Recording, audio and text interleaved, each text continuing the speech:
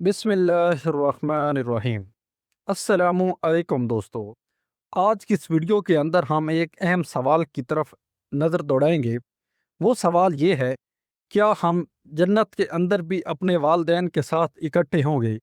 दोस्तों, ये सवाल एक ऐसा सवाल है जो हर इंसान के जहन के अंदर गूंजता है। आज इस सवाल को हम कुरान और सुन्नत की रोशनी के अंदर इसका जवाब ढूंढेंगे। दोस्तों, दुनिया के अंदर इंसान को सबसे ज़्यादा मोहब्बत अपने वालदैन के साथ होती है।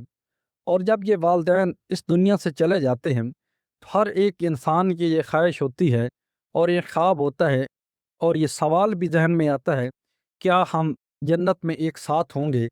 इस सवाल का जवाब हमें कुरान और सुन्नत से मिलता है। कुरान पाक के अंदर अल्लाह ताला फरमाते हैं, वो लोग जो ईमान लाए और पीछे नेक औलाद छोड़ कर गए और वो भी ईमान वाले हों, तो अल्लाह ताला आखिरत में उनको एक साथ मिला देगा।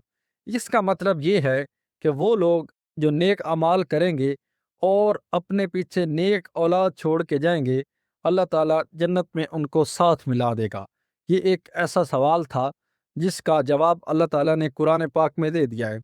उसके अलावा दोस्तों, आपको पता है दुनिया के अंदर हर टाइम दुख, परेशानी और गम इंसान को लगा रहता है और वालदैन की जुदाई का खौफ भी इंसान को हमेशा डराए रखता है।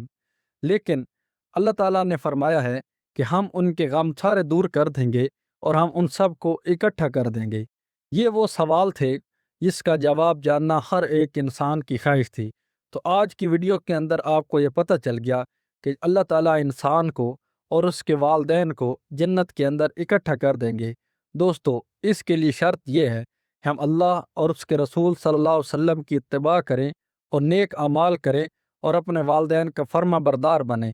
इस तरह आप न सिर्फ दुनिया के अंदर भी खुश खुर्रम रहेंगे, बल्कि आखिरत के अंदर भी अल्लाह ताला आपको आपके वालदैन के साथ मिला देगा।